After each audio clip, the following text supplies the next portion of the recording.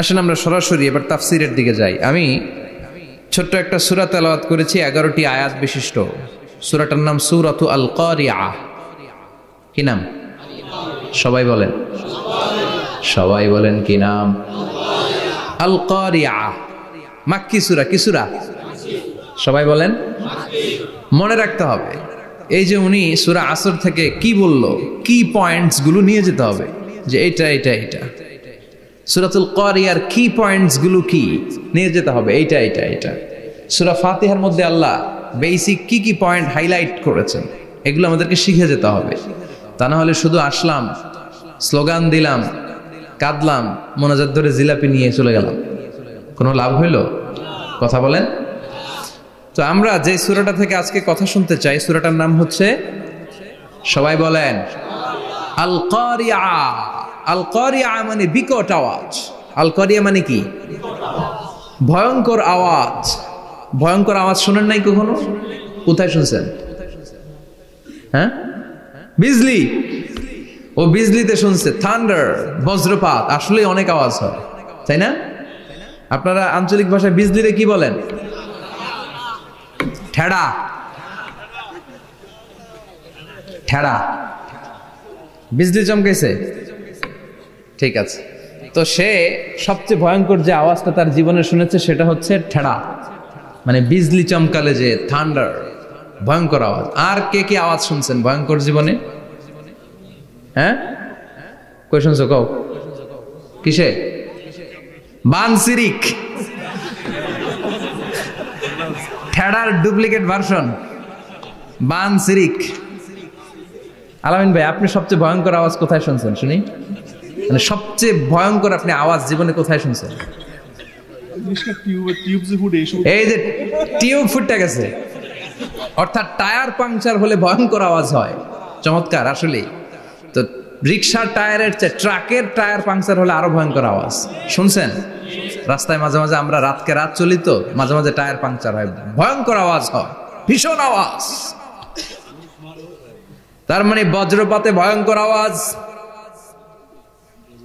ট্রাকের tyre puncture হলে ভয়ঙ্কর আওয়াজ। আর কি আওয়াজ আছে?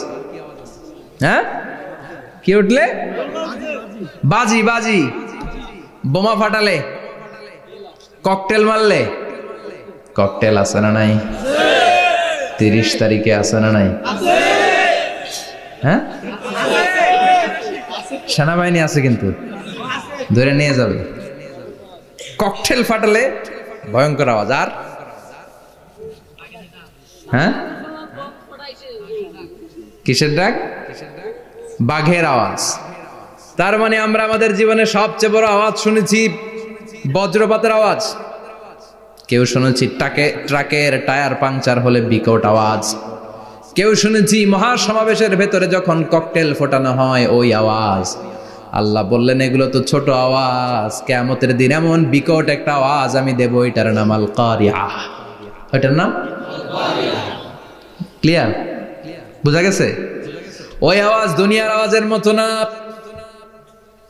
মাঝে মাঝে বাতাসের ধাক্কায় দরজা সাটাস করে লাগে, আওয়াজ হয় না? টায়ার পাংচার হলে আওয়াজ হয়। দপ্তরি যখন ছুটির ঘন্টা দেয়, ঘন্টার সামনে দাঁড়ালে ভয়ঙ্কর আওয়াজ আছে না নাই? ট্রাকের টায়ার ব্রাস্ট হলে আওয়াজ হয়। হাতুড়ি নিয়ে লোহার মধ্যে আঘাত করলে, পাথরে আঘাত করলে আওয়াজ আছে না নাই? এগুলো দুনিয়ার আওয়াজ। আল্লাহ বললেন এই আওয়াজগুলোর চেয়ে অনেক বিকট একটা আওয়াজ কিয়ামতের দিন আমি তৈরি করব। এই আওয়াজটার নাম হলো আল কারিআহ। কি নাম? সবাই বলেন, আরো জোরে বলেন, আল কারিআহ। বিকট আওয়াজ, বিকট একটা হুইসেল বাজানো হবে, হর্ন বাজানো হবে, ট্রাম্পিট, ডেঞ্জারাস ট্রাম্পিট। ভয়ঙ্কর একটা বিকট শব্দ করা হবে কিয়ামত তৈরির জন্য। ওই শব্দটা বাজানোর জন্য রব্বুল আলামিন একজন ফেরেশতা বানিয়েছেন, নাম হলো ইসরাফিল। নাম কি? ইসরাফিল। ওই ফেরেশতার পা হচ্ছে জমিনের নিচে, মাথা হলো আকাশের উপরে। ওই কিয়ামতের দিন ইদা নুফিখা ফিস সূরি নাফখা ওয়াহিদা, যখন ওই সিংহার মধ্যে ফুৎকার দেয়া হবে, আল কারিআহ, বিকট আওয়াজটা হবে। এই ফেরেশতার নাম হচ্ছে মালাকুস সূর, সিংহার ফেরেশতা। এই ফেরেশতার নাম ইসরাফিল। ফেরেশতার নাম সবাই বলেন।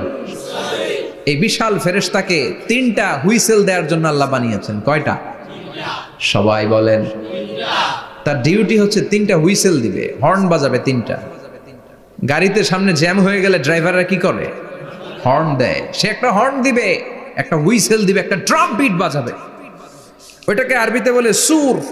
ইযা নুফিখা ফি সূরি নাফখাতান ওয়াহিদা। যখন তিনি প্রথম হুইসেলটা বাজাবেন, রব্বুল আলামিন ওনারে বানালেন 3টা হুইসেল দেওয়ার জন্য বিশাল আকৃতির ফেরেশতা। এই ফেরেশতাকে সৃষ্টি করার পর থেকে 2 ঠোঁটের মাঝখানে হুইসেলটা নিয়ে ফেরেশতা আল্লাহর আরশের দিকে তাকিয়ে আছে। He is just waiting for the green signal. আল্লাহর অর্ডার কখন আসবে? আসলেই একটা ফু দিবে। সুবহানাল্লাহ কইবেন না? এই ফুটা দেওয়ার জন্য সে এখনো, ঠিক যে মুহূর্তে আমরা এখন তাফসীর শুনছি, সেই মুহূর্তে ইসরাফিল কি করতেছে? 2 ঠোঁটের মাঝখানে ওই হুইসেলটাকে রেখে জাস্ট অবজার্ভিং দ্য আরশ, আরশের দিকে তাকিয়ে আছে। যখন আল্লাহ বলবে শুরু করো, প্রসিড, মুহূর্তের মধ্যে হুইসেল বাজাবে। আর ওই হুইসেলের আওয়াজটাকে আরবিতে বলে আল কারিয়া। কি বলে? বুঝতে পারছেন এবার?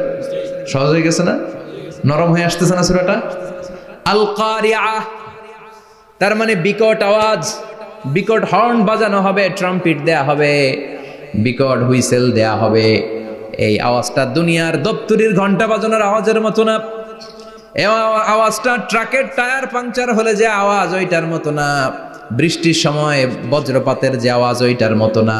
ওই আওয়াজটা পৃথিবীর বুকে সবচাইতে ভয়ঙ্করতম আওয়াজ। ঠিক কিনা? ভয়ঙ্কর একটা আওয়াজ হবে, বজ্রনিনাদ, মহাপ্রলয়ের আওয়াজ। ওই একটা আওয়াজে সব লন্ডভন্ড হয়ে যাবে। একটা আওয়াজে সব লন্ডভন্ড হয়ে যাবে। এজন্য ওই আওয়াজটাকে ডেডিকেট করে আল্লাহ কোরআনে একটা সূরা দিয়েছেন। সূরাটার নাম, কথা কয় না, কি নাম? আল কারিয়া। আল কারিয়া। মানুষের দৃষ্টি আকর্ষণের জন্য আল্লাহ এই শব্দটাকে সূরার প্রারম্ভে 3বার বললেন। কয়বার? গুরুত্বপূর্ণ কথা কয়বার বলতে হয়? বিশ্বনবী কোন কথায় যখন এমফেসাইজ করতেন, গুরুত্ব দিতেন, তিনি কয়বার বলতেন? এই সূরাটা নাজিল হয়েছে মক্কায়। মক্কার কাফির মুশরিকরা যেন ওই কিয়ামতের ভয়ঙ্কর দৃশ্যটা বুঝতে পারে, এজন্য আল্লাহ 3বার বললেন আল কারিয়া, তারপরে মাল কারিয়া, তারপরে ওয়ামা আদরাকা মাল। সবাই বলেন। প্রথমে বললেন আল, তারপরে মাল, ওয়ামা আদরাকা মাল। 3বার বললে মানুষ 3বার তাকাবে না। আল কারিয়া, মাল কারিয়া, আবার তাকাইছে ওয়ামা আদরাকা মাল কারিয়া। 3বার বলে তাদের অ্যাটেনশনকে গ্রো করা হচ্ছে, কারণ সামনে আরো জরুরি কথা আছে। সুবহানাল্লাহ বলেন। ওই দিনটা বড্ড ভয়ঙ্কর দিন, কিয়ামতের দিন। কিসের দিন? এই ছোট্ট 11টা আয়াত বিশিষ্ট সূরার মধ্যে আল্লাহ কিয়ামতের নকশা এঁকে দিয়েছেন। কি এঁকেছেন? কিয়ামতের প্রামাণ্য ধারাবাহিক বর্ণনা আল্লাহ তুলে ধরেছেন এই সূরার ভেতরে। আল্লাহু আকবার। আল্লাহ বললেন আল কারিআতু মাল কারিআতু ওয়া মা আদরাকা মাল কারিআ। ও নবী, আপনি জানেন না কি আল কারিয়া মানে কি? ভয়ঙ্কর আওয়াজ, বজ্রনিনাদ। ওই ইসরাফিল 3টা ফুৎকার দিবে। চিৎকার করে বলেন কয়টা? প্রথম ফুৎকারের নাম নাফখাতুল ফাজা, বিকট এক ফুৎকার। ওই ফুৎকার দেওয়ার সাথে পুরো পৃথিবীটা লন্ডভন্ড হয়ে যাবে। এক ফুৎকারের আওয়াজে পৃথিবীর আকাশ ভেঙে খান খান হয়ে যাবে, তারাগুলো ছিটকে পড়বে, চন্দ্র সূর্য আলোহীন হয়ে যাবে, সাগরের পানির মধ্যে দাউ দাউ করে আগুন জ্বলতে শুরু করবে, মানুষগুলো বিক্ষিপ্ত পতঙ্গের মতো নিক্ষিপ্ত হবে, টাওয়ারগুলো ভেঙে ভেঙে পৃথিবীর উপর পড়বে, পৃথিবীর বিশাল বড় বড় পাহাড়গুলো তুলার মতো ধ্বনিত হয়ে বাতাসের মধ্যে ভাসতে থাকবে। এটা হচ্ছে আল কারিয়া। মাল ওমা আদরাকা মাল। আবার আল্লাহ বললেন ইযা যুলজিলাতিল আরদু জিলজালাহা ওয়া আখরাজাতিল আরদু আসফালাহা। ইসরাফিল যখন প্রথম ফুৎকার দিবে, পুরো পৃথিবীর মধ্যে কাঁপাকাঁপি শুরু হবে। কাঁপাকাঁপি রে আপনারা কি বলেন? ভূমিকম্প দেখছেন নি? দেখছেন কেউ? সব কাঁপে না? নিজেরাও কাঁপি। কিয়ামতের কাঁপাকাঁপি কি আমরা যেই কাঁপাকাঁপি দেখছি এটার মতো? সুনামির কাঁপাকাঁপির মতো না, ভয়ঙ্কর একটা কাঁপাকাঁপি। পুরো পৃথিবী ভাইব্রেশন শুরু হয়ে যাবে, শেকিং করবে পুরো পৃথিবীটা। পৃথিবীটা ফেটে চৌচির হয়ে ভেতরের গরম লাভা বেরোবে। সাগরের মধ্যে পানি আছে, সাগরের পানির মধ্যে দাউ দাউ করে আগুন জ্বলবে। আগুন জ্বললে কি দিয়ে নিভান? কথা কন, পানি। আর ওই পানির মধ্যেই আগুন। পানিকে বৈজ্ঞানিকভাবে বলে H2O। কি বলে?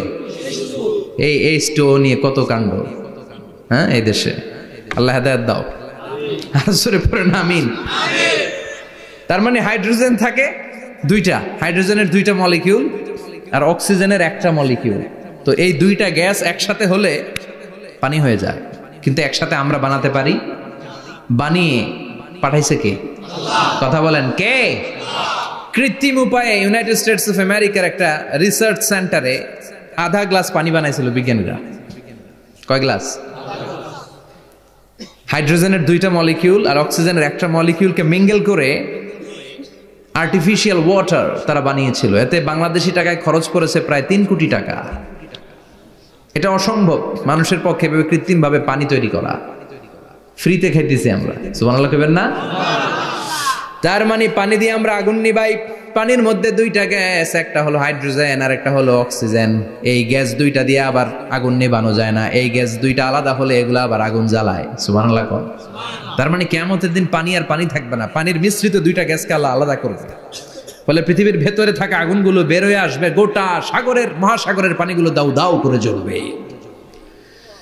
এজন্য আল্লাহ বললেন, আল কারিআতু মাল কারিআতু ওয়া মা আদরাকা মাল কারিআ ইয়াউমা ইয়াকুনুন নাসু কাল ফারাশিল মাবথুস। সেদিন মানুষগুলো পতঙ্গের মতো নিক্ষিপ্ত হবে।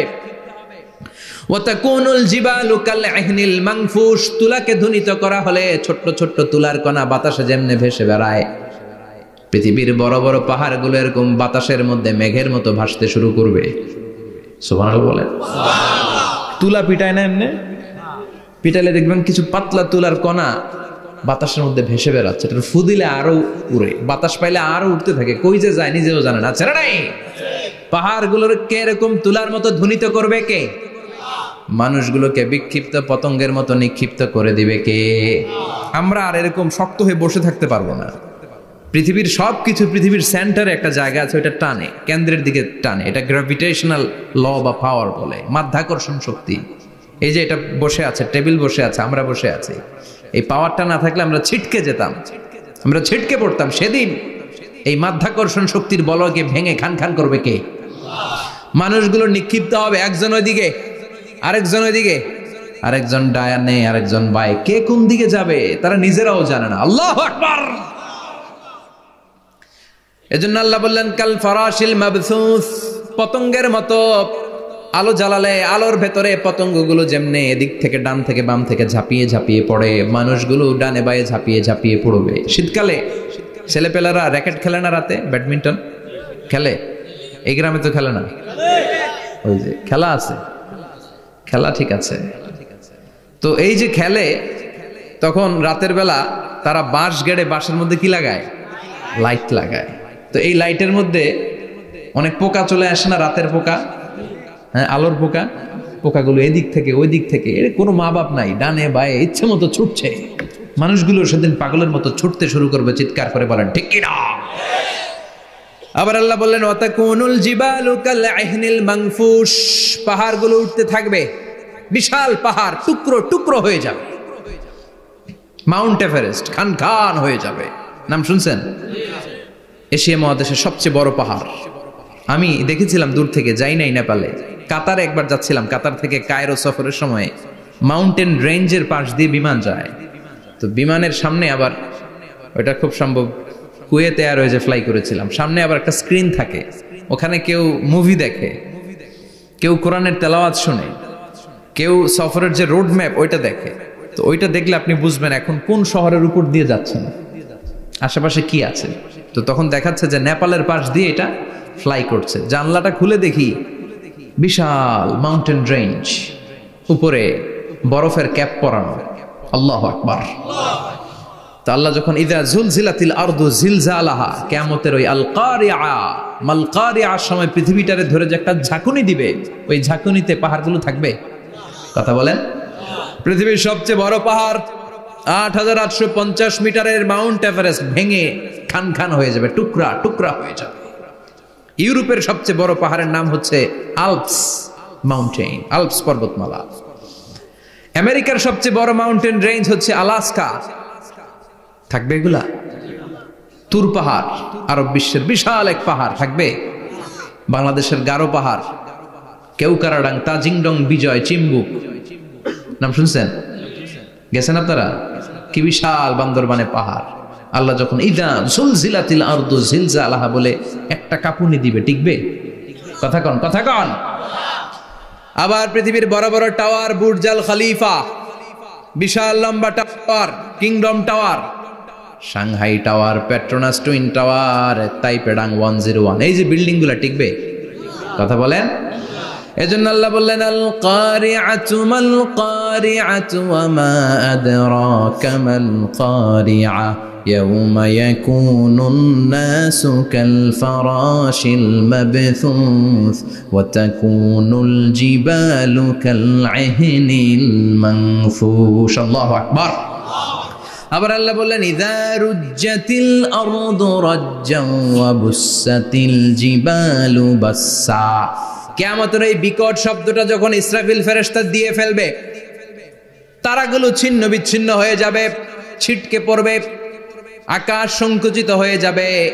কাগজের টুকরা আমরা হাতের মধ্যে নিয়ে কাগজটারে যেমনি ভাঁজ করি, কিয়ামতের এই প্রথম ধাক্কায় আকাশটারে ভাঁজ করে ফেলবে কে? কথা বলেন। ইয়াউমা নাতবিস সামাআ কাতাইয়িস সিজিল্লি লিল কুতুব। কাগজ যেমনি তোমরা ভাঁজ করো, কাগজ যেমনি সহজে তোমরা হাতের মধ্যে গুটিয়ে নাও, আকাশটারে সেদিন গুটিয়ে নিবে কে? ফাইযা বারিকাল বাসারু ওয়া খাসাফাল কামারু ওয়া জুমিআশ শামসু ওয়াল কামারু ইয়াকুলুল ইনসানু আইনাল মাফার। সেদিন মানুষের চোখ হবে ছানা বড়া,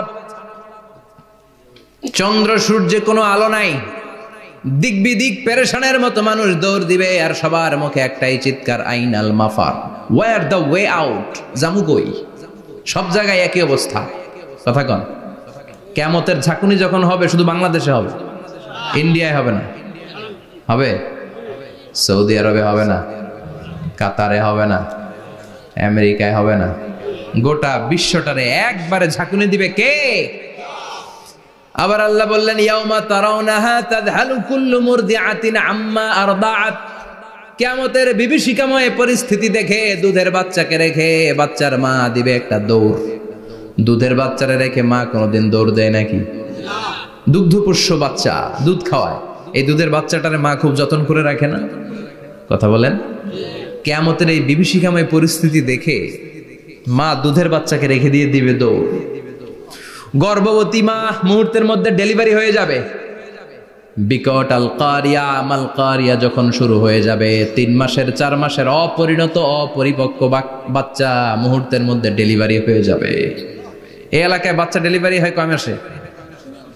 8 মাস, 9 মাস কিংবা 10 মাস। কিন্তু কিয়ামতের এই বিভীষিকাময় পরিস্থিতি আর আওয়াজটা তো ভয়ঙ্কর হবে। 3 মাসের ছোট্ট ভ্রূণ, গোশতের টুকরা, আলাক, রক্তপিণ্ড আর গোশত মিশ্রিত হয়ে ছোট্ট একটা টুকরা, অপরিণত বাচ্চা, অপরিপক্ক বাচ্চা মুহূর্তের মধ্যে খালাস হয়ে যাবে। মানুষগুলো পাগলের মতো এমন ভাবে একটা দৌড় দিবে, কেউ কাউরে চিনবে না। ওই দিনটার নাম হলো আল কারিয়া। সবাই পড়েন আল মাল ওয়া মা আদরাকা মাল কারিয়া। ভয়ঙ্কর সেদিন, ভয়ঙ্কর সেই বজ্রনিনাদ, ভয়ঙ্কর সেই আওয়াজ। মানুষগুলো পাগল হয়ে যাবে, দিক বিদিক ছুটতে শুরু করবে, পৃথিবীর সব সিস্টেম ওলটপালট হয়ে যাবে। স্যাটেলাইট চ্যানেল আর চলবে না। চলবে? টেলিফোন করলে কল যাবে? আমেরিকায় আপনার বড় ভাই থাকে, ডায়াল করছেন, রিং যাবে? স্যাটেলাইট থাকলে না রিং যাবে? এই যে আমরা কল করি, আমরা যে কল করি কিভাবে করি?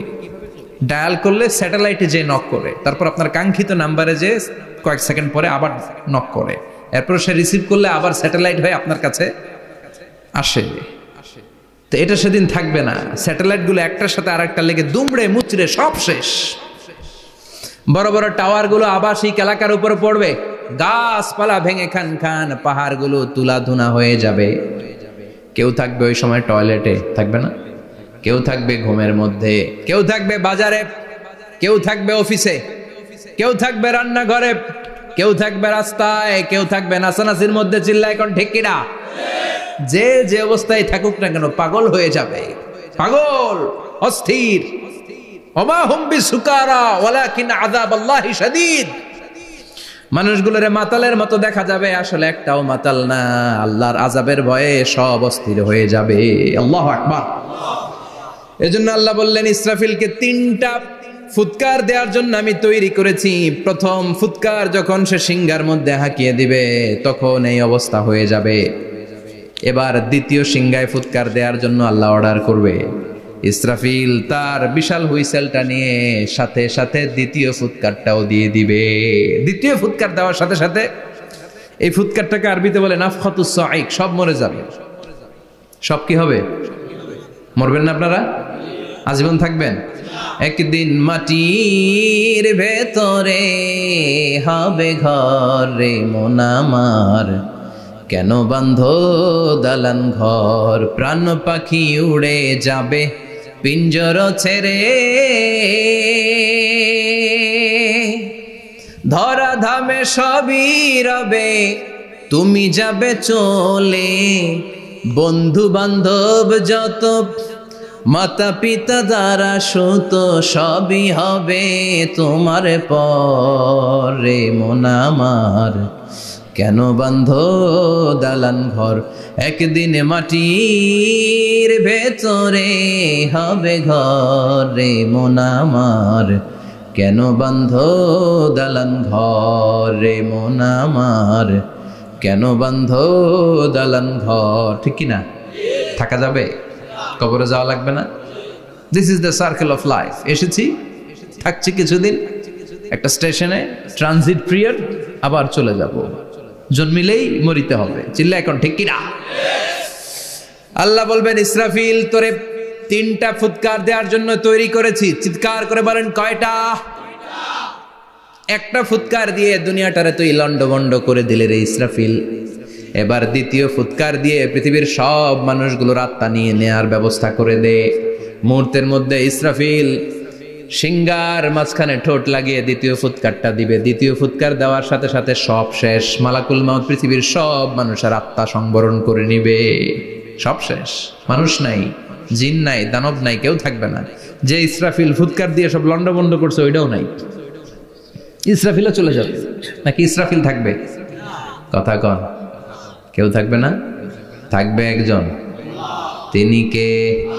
কুল্লু মান আলাইহা ফানি ওয়া ইয়াবকা ওয়াজহু রাব্বিকা যুল জালালি ওয়াল ইকরাম ফাবিআইয়ি আলাই রাব্বিকুমা তুকাযযিবান। এই বিশ্বে যা দেখা যায় সব হয়ে যাবে ফান, নিঃশেষ, কিছু থাকবে না, সব মরে যাবে। থাকবে শুধু একজন সত্তা। চিৎকার করে বলেন তিনি কে? দ্বিতীয় ফুৎকারের পরে সব মানুষ শেষ, প্রাণী শেষ, কোনো প্রাণের অস্তিত্ব আর নাই। আল্লাহ বলবেন জিন জাতীয় মেরে ফেল। মালাকুল মাউত জিন জাতির আত্মা নিয়ে যাবে। আমাদের যেমনি আল্লাহ রুহু কবজ করে, জিনদেরও কিন্তু মালাকুল মাউতের মাধ্যমে রুহু কবজ করা হয়, জানেন? ওমা খলাকতুল জিন্না ওয়াল ইনসা ইল্লা লিয়াবুদুন। এই 2টা জাতিকে আল্লাহ তাআলা ইবাদতের জন্য তৈরি করেছে। কবরে যে আযাব হয় এই 2টা জাতি শুধু দেখে না, বাকি সব প্রাণী দেখে। কবরে যে পাখিগুলো বসে, পাখি কিন্তু দেখে নিচে কি হয়, হোয়াটস হ্যাপেনিং ইনসাইড, সব সে দেখে। গরু ছাগল আমরা কবরস্থানের পাশে বেঁধে রাখি, সব দেখে।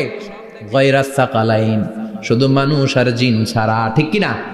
এজন্য মাঝে মাঝে দেখবেন কবরস্থান থেকে গরুর রশি ছিঁড়ে গরু দেয় দৌড়, ছাগল দেয় দৌড়, দেয় না? কারণ সে সব দেখে।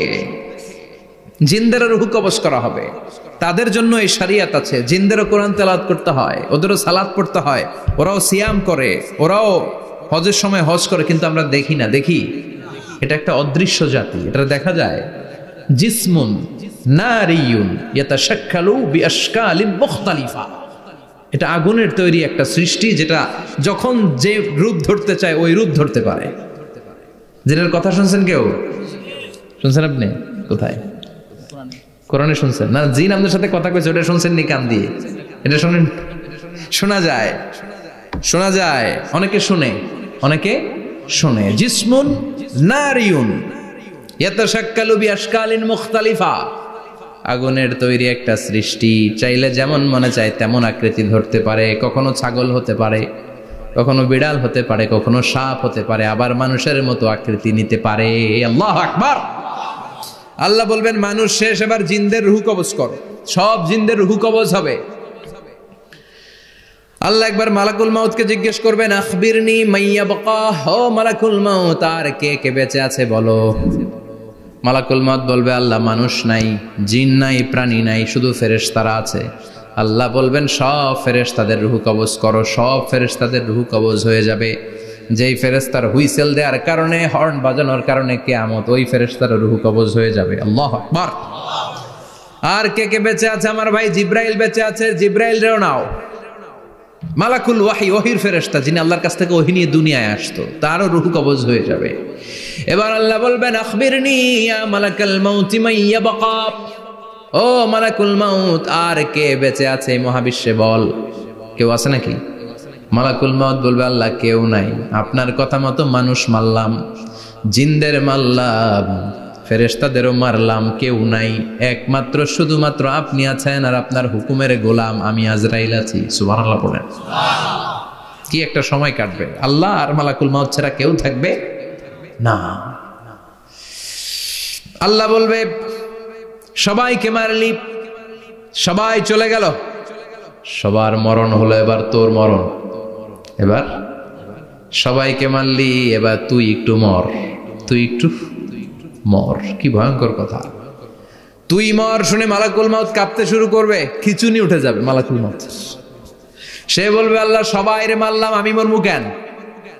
আমি না মারছি, আমি মরবো কেন? আল্লাহ বলবেন, কুল্লু নাফসিন যায়িকাতুল মাউত, ওরে ভবের রঙ্গ হবে যে ভঙ্গ, সবই সাধেরই অঙ্গ, তোমার মাটিতে মিলাবে, জন্মিলে মরিতে হবে। ঠিক কি না? কুল্লু নাফসিন যায়িকাতুল মাউত, প্রতিটি আত্মার মৃত্যুর স্বাদ নিতে হবে। Every one has to take the taste of death. মৃত্যুর স্বাদ প্রত্যেককে আস্বাদন করতে হবে। এটা কেমন? ও মালাকুল মাউত, তুমি মেরেছো তো কি হয়েছে, এবার তোমার মরণের পালা, এবার তুমি মরো। এবার মালাকুল মাউত কাঁপতে থাকবে, কাঁপতে থাকবে। আল্লাহ বলবেন, কেঁপে আর কেঁদে লাভ নাই, জান্নাত জাহান্নামের মাঝ বরাবর একটা জায়গা আছে, আরাফ, ওখানে দাঁড়া। মালাকুল মাউত দাঁড়াবে। আল্লাহ বলবেন, মর, মরে যা, মুত, ইয়া মালাকাল মাউত, মর, মরে যা। আল্লাহর হুঙ্কার শুনে মালাকুল মাউত জান্নাত জাহান্নামের মাঝ বরাবর দাঁড়িয়ে বিকট একটা চিৎকার দিবে। বিকট একটা চিৎকার দিয়ে মালাকুল মাউত ওই জায়গায় শেষ। মালাকুল মাউত নাই।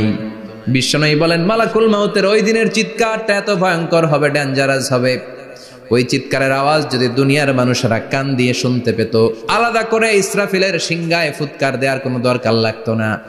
ওই আওয়াজটা শুনে দুনিয়ার মানুষেরা সব কানের পর্দা ফেটে লাশ হয়ে পড়ে যেত। এবার ডানে বায়ে সামনে পেছনে কেউ না, একজন যারা, তিনি কে? সবাই বলেন, তিনি কে? আল্লাহ দুনিয়ার ডেকে বলবেন, ও পৃথিবী, ইয়া আরদু আইনা আশজারুকে, তোর বড় বড় গাছ কই? ইয়া আরদু আইনা আনহারুকে, ও পৃথিবী, তোর বড় বড় নদীগুলা কই? ইয়া আরদু আইনাল কুসুর, বড় বড় প্রাসাদগুলো কই? হ্যাঁ, বড় বড় প্রাসাদগুলো কোথায়? বড় বড় টাওয়ারগুলো কোথায়? আইনাল মুলুক ওয়াল জাবাবেরা, অত্যাচারী রাজাগুলো কোথায়?